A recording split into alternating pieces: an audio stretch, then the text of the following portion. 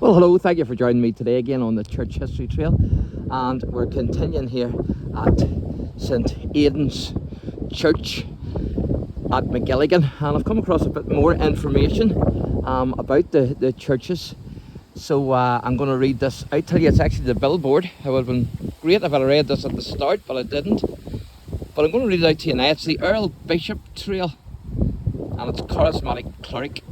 So that's Frederick Augustus Harvey, 1730 to 1803. And then that's the Earl Bishop coat of arms, details from stained glass window inside MAGILLIGAN Parish Church. So it says here, Frederick Augustus Harvey, 1730 to 1803, Bishop of Derry and 4th Earl of Bristol, hence the Earl Bishop, was one of the most charismatic individuals to have ever lived in the northwest of Ireland. He was not only a bishop, but a scientist, geologist, politician, builder, art collector, traveller, and a powerful proponent of religious equality. And there you can see the ruins of the medieval church. Tard, I think that is. And that's it there that you're looking at. So it says here, St Cumcil founded a church at Tard in the 6th century. No trace of the original church exists, but a church now in ruins was built on its foundations in medieval times, the one I've just showed you. The Protestant community was worshipping here when the Earl Bishop arrived in 1768, but he erected a new church, St Cadden's, in 1773 for his parishioners and bequeathed the medieval church to the Roman Catholic community.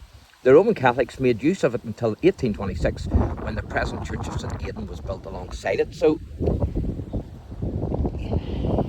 the Protestants were using this church, and then the Earl Bishop granted it to the Roman Catholic Church, and he built another Church of Ireland down the road.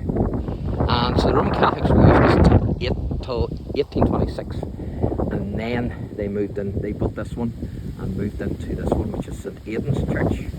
So I was a wee bit confused. I thought they were actually in another church, but they're not.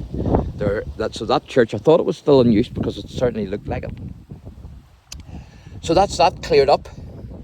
So this is St Aidan's Chapel, Tard, and you can see that's St Cadden's, Tard. So that's obviously the parish church that Frederick Augustus Harvey built.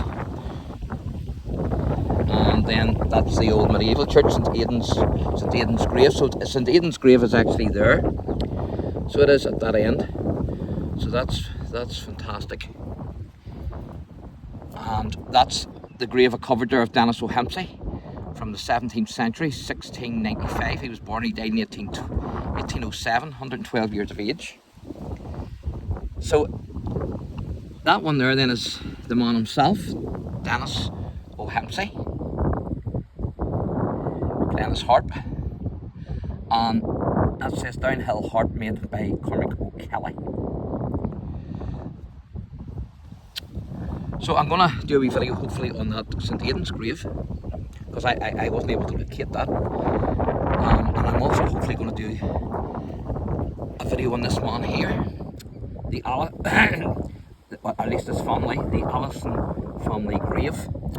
But before I read that out to you, I'm going to read this. So great information. I wish I'd have seen this board at the start. Tradition connects St Aidan, some say St Cadden, with St Cumcil's original church. The graves of St Aidan and of Denis O'Hempsey, 1695 to 1807, stand alongside the ruins of the medieval church. Denis was one of Ireland's most distinguished harpers. Then it says the Earl Bishop was his patron and gave him land free of rent and funds to build his cottage. O'Hempsey's harp bears the inscription, "In time of Noah I was green, since his flood I had not been seen. Until 1702 I was found by Cormac O'Kelly underground. He raised me up to that degree that Queen of Music you may call me." And so obviously the harp that he played was made by Cormac O'Kelly. Very interesting, this, I have to say. So this is the Allison family grave, so I hope to find that as well if I can. The cemetery also has an interesting 17th century grave of the Allisons, an early planter family. Joseph Allison set off for America in 1769. The family prospered and his grandson Charles became a rich banker and founded Mount Allison University, the first university in Canada. Near the church is a holy well, I showed you that, dedicated to St. Aidan, which has its origins in pagan times. And then there's places of interest nearby. So you have I think that is Thatch Cottage.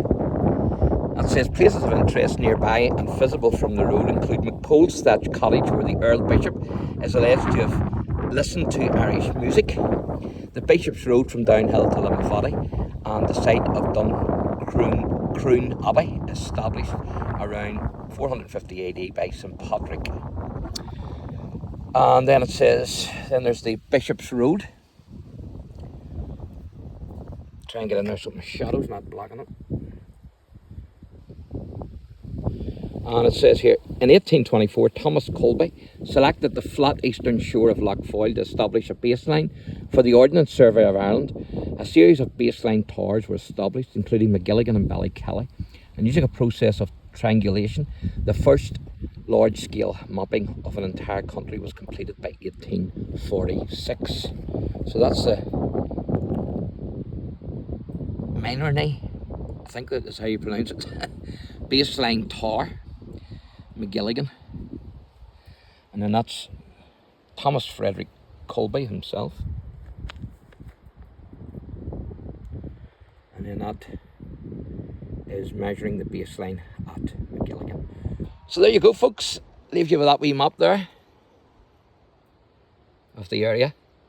So thanks for watching, and God bless.